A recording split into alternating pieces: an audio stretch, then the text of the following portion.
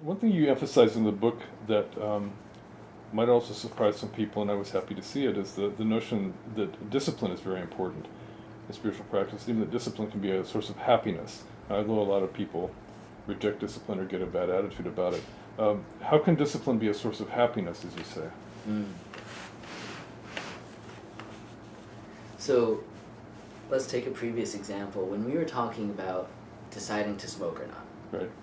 if you say, I've got to cut this out, the discipline aspect of the snow line, the second of the four dignities, is basically saying you have realized that you have a bad lifestyle choice. You should cut that out. It's saying, I'm actually going to put these cigarettes away. My father had this very intense discipline where he smoked for years, 20 years, and he was up to a pack or two a day. At one point, he took his last cigarette and had a clear butter container and then put it in there and put it on his desk, and it sat there on his desk for years. Right in plain sight. It's the discipline of actually saying, no, I don't want to do this, or yes, this is something I really want to have in my life. I want to meditate more, I want to be more compassionate, and following through, finding the way to actually follow through and continuously come back. Because when we actually follow through on these lifestyle decisions, we feel pretty good about it.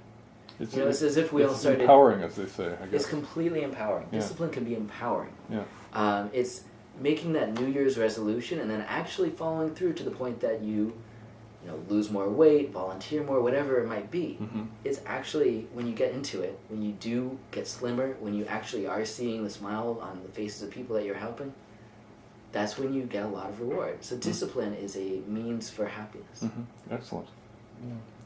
Another thing you said in the book that impressed me, among other things, you said at some point that bodhicitta may be the most important thing in the Buddhist canon. So quickly for our listeners, what is bodhicitta and why is it so important? So bodhi can be translated from the Sanskrit either as open or awake, Mm-hmm. and then citta, sort of heart and mind. So we can refer to it as an awakened heart. It's that soft spot that we all have. It's that capacity to love and to be loved. Mm-hmm. It's that wellspring of compassion. When we talk about bodhicitta, it's really it's the generator of all of our compassionate activity. Mm-hmm. It's the ability to not only say, it's all about me, to move away from what my teacher Sakyong Mipham Rinpoche refers to as the me plan, and say, there's a whole world out here that actually needs our help.